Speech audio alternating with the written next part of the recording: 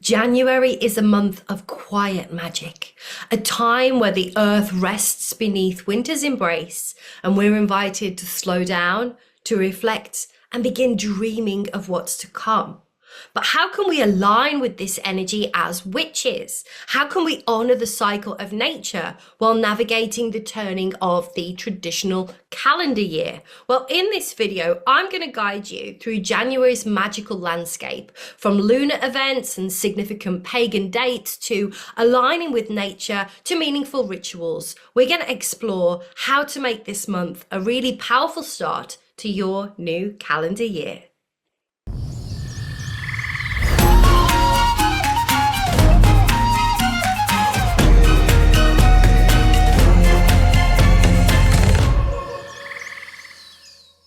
Welcome back, Wild Ones. I'm Emma Louise Dyson, and this is the Wild and Untamed Way, where we explore shamanic witchcraft, earth medicine, and living in harmony with the cycles of nature.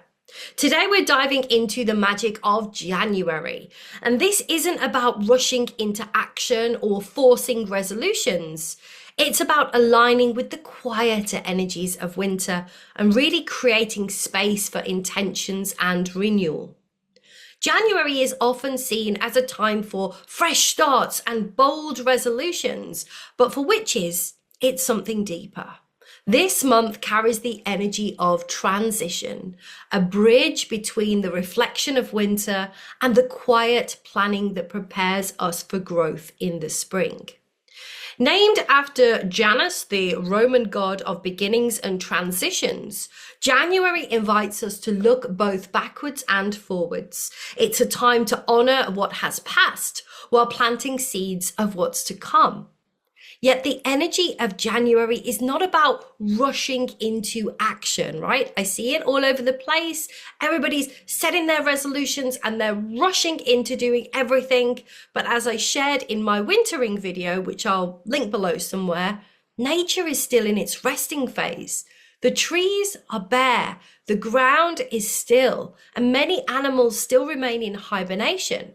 This is a time to pause, a time to reflect, and a time to really align ourselves with the stillness around us.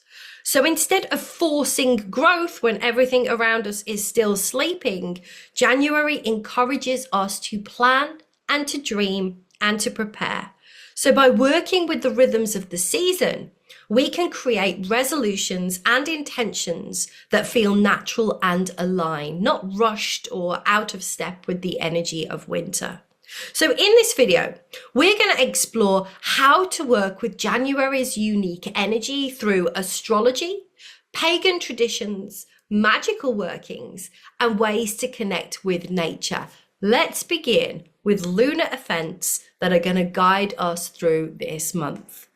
So lunar energy is always a cornerstone of magical work, and January's moons are especially potent for introspection and for intention setting. January's lunar phases offer a real profound opportunity for us to journey inward and to really set the tone for the upcoming calendar year ahead. This month's energy invites us to explore the depths of our emotions during the full moon in Cancer, and then to dream boldly under the new moon in Aquarius. On January 13th, the full moon in Cancer rises, casting its silver light on our emotional landscape. Cancer is ruled by the moon itself and is deeply tied to themes of home and family and emotional wisdom. This moon invites us to transform the emotional threads that connect us to our past, our family, our ancestors, even the patterns that we've inherited. For this full moon, I've got an amazing ritual that everybody can try. So this is a ritual for emotional alchemy. Create a sacred space with a water element, perhaps a bowl of water, or maybe seashells, or maybe just a gentle blue cloth, whatever you've got, right?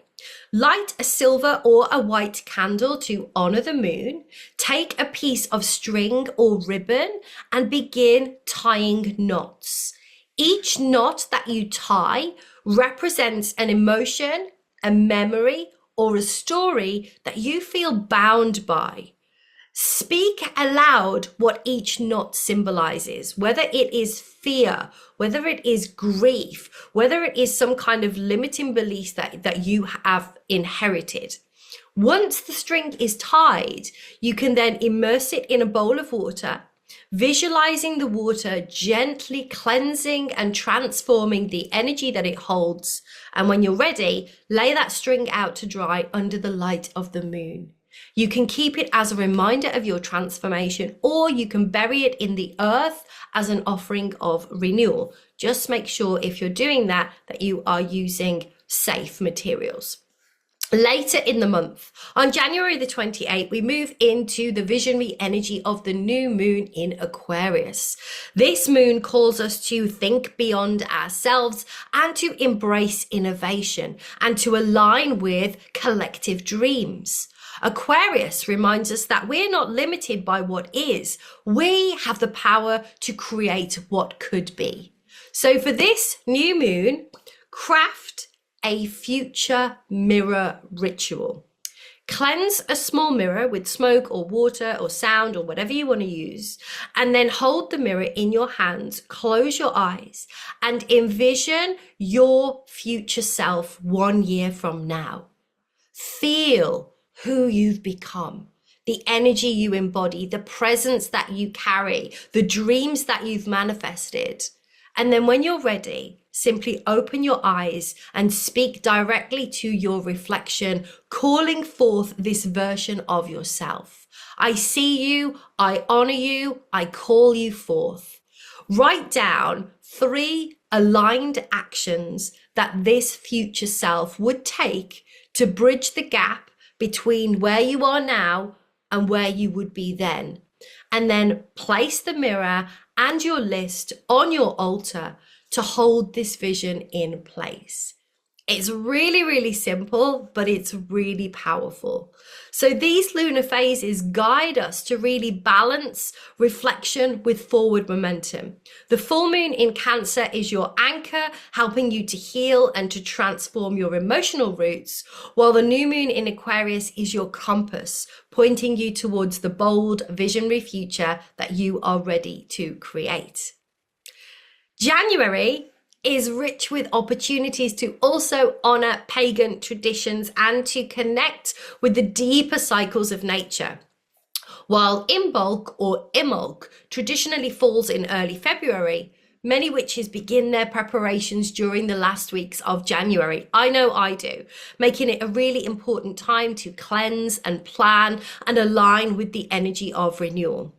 Another specific date is January the 6th. This is often called the Triple Goddess Day, where we honor the maiden, the mother, and the crone aspects of the divine feminine. This is a wonderful time to reflect on the cycles of life and the wisdom that each phase brings. You might light 3 candles to represent the 3 different aspects, or maybe spend some time meditating on their lessons. For those of you that follow Norse pagan traditions, January the 14th marks Valis Bolt, a celebration honouring the Norse god Vali. This festival focuses on rebirth and justice and preparation for the light returning in the months ahead. You could honour this day with a ritual that reflects on your personal transformation and sets intentions for balance and fairness in your life. And of course, late January, as we've already mentioned, is the perfect time to start preparing for Imbolc, the festival of Brigid and the return of the light. It is one of my absolutely favourite pagan festivals, one of the Sabbats that I think gets overlooked a lot. But for me here in the UK, when it is dark and grey, those first signs of life in Imbolc are just such a joy for me. So you can begin by clearing and cleansing your space, both physically and energetically. You might also want to start crafting some items for your Imbolc altar, such as candles or tools or offerings, or making a Bridget's cross. And then, we're preparing for welcoming the growing light. So these dates are not only markers of time, but they're also invitations to really deepen our practice and to really align with the cycles of nature and spirit. Each one carries its own energy and lessons, really guiding us to move through this month of reflection and preparation. January is a time for subtle yet profound magic. So this makes it a really good time for clearing away the old, strengthening your boundaries, and preparing for the year ahead. This is not a season of bold action, but one of embracing stillness and working with the transformative power of winter. So, rituals. You can begin with a deep cleansing ritual that connects to the energy of renewal. So instead of the usual smudging or saging or saining, you can try to create a smoke offering by burning dried rosemary and bay leaves in a fire-safe dish. As the smoke rises, you can then visualize it carrying away stagnant energy and opening your space to new possibilities. If smoke isn't practical, you can use a bowl of charged water with a few drops of rosemary oil. You can then dip your fingers and flick the water in each corner of the home. I love doing this. Speaking your intentions for clarity and renewal. After cleansing your space, you can then turn inward to cleanse your energy. Skip the traditional ritual bath and instead craft a magical herbal steam. You can boil water and add chamomile, lavender, eucalyptus to a bowl. Place your face over the bowl, drape a towel over your head to trap the steam. And as you breathe deeply, you can feel the warmth and the aroma releasing any negativity and tension, leaving you refreshed and open to new energy. This is also perfect this time of year as well, if you are feeling a little bit stuffy like I am today, to really help to clear out the sinuses. Once your space and your energy are clear, you can then shift into protection magic. Craft a warding sachet by combining black tourmaline and bay leaves and a sprig of cedar in a small pouch. Tie it with a red thread and then hang it near your front door to guard your home. For a modern twist, you could also create a digital ward and you could set a magical intention while choosing a meaningful symbol as your phone or your computer background to shield your energy online. Finally, you can seal your space with protective symbols. Using a small brush or your finger, you can draw protective sigils and symbols or runes on your windows and mirrors and doors with a blend of rosemary and frankincense oil. And as you paint, you can speak your affirmations such as, "This space is sacred, safe, and filled with light." January's introspective energy also makes the perfect time for divination. A 12-card tarot spread can offer really powerful insights, with each card representing the energy or a lesson for 1 month of the year ahead. If tarot isn't your preferred method, you could use runes or scrying or a pendulum or oracle cards, whatever works for you. Finally, as the month unfolds, take some time to set some intentions that really align with your truest desires. Light a green candle or a white candle to symbolize growth and clarity, and write your intentions as "I am" statements, affirming them as they truly are already true. So for example, "I am grounded and aligned," or "I am cultivating joy and abundance," rather than "I would like to call in abundance," right? I am cultivating abundance. So once you've written your affirmations, place your intentions under a quartz crystal or on your altar to really amplify their energy. So there we go, folks. I absolutely love working with the energy of January, but another way that we can really connect with this energy is to spend some time outdoors, even briefly, right? I know if you're in weather like I am, we don't always want to go outside, but take a meditative walk, notice the subtle textures and the sounds of winter, the bare branches, the soft moss, or the distant call of birds, and let the earth beneath your feet ground you and remind you of your connections to the cycle of life.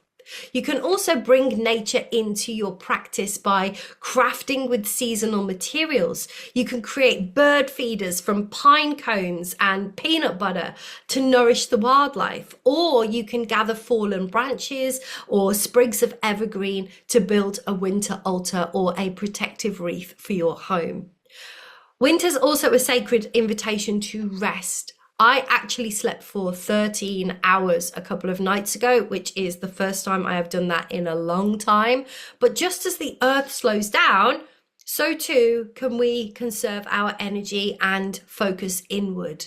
So as I shared in my wintering video, rest isn't stagnation. It is preparation for renewal. And by honoring the need for stillness, you align with nature and you give yourself the space to grow when the time is right. January's greatest lesson is this: there is power in rest, wisdom in stillness, and magic in the quiet transformation happening beneath the surface. January is a time for quiet magic, a season for reflection, intention, and gentle preparation. From the nurturing energy of the full moon in Cancer to the innovative spark of the new moon in Aquarius, the cosmos invites us to balance rest with thoughtful planning. And through cleansing rituals, protection magic, and aligning with the rhythms of nature, we can create a foundation for growth and transformation in the months ahead. So as you move through January, remember that magic isn't about rushing or forcing, it's about working with the energy around you and within you. This month is an invitation to pause, to dream, and to trust the power of stillness. And if you're ready to deepen your practice, I would love to invite you to join the Wild and Untamed Mystery School. This is a year-long journey into shamanic witchcraft and earth medicine, and it is a sacred path of transformation, guiding you to awaken your magic and to align with the cycles of earth. And by the end of the year, you will be fully certified as a shamanic witchcraft practitioner and as a shamanic stone medicine practitioner, ready to work with clients or to integrate these practices into your spiritual path. And if you're not ready to commit to a full year, I also offer a beginner-friendly course. It is called Awakening the Witch Within, and it is the perfect introduction to the foundations of shamanic witchcraft. Both options are available. Fill out the form below. I think there's a link to the wait list to come and join us. I would be really honored to walk this path with you, or of course feel free to send me an email. I am also wanting to invite you to let me know in the comments how you are aligning with January's energy. What rituals, what intentions, what magical practices are you going to incorporate into your month this month? And don't forget to like, to subscribe, and to ring the bell for more witchy wisdom and seasonal magic. Thank you so much for joining me today, and until next time, stay wild, stay untamed, and stay cool, won't you? I will see you in the next video.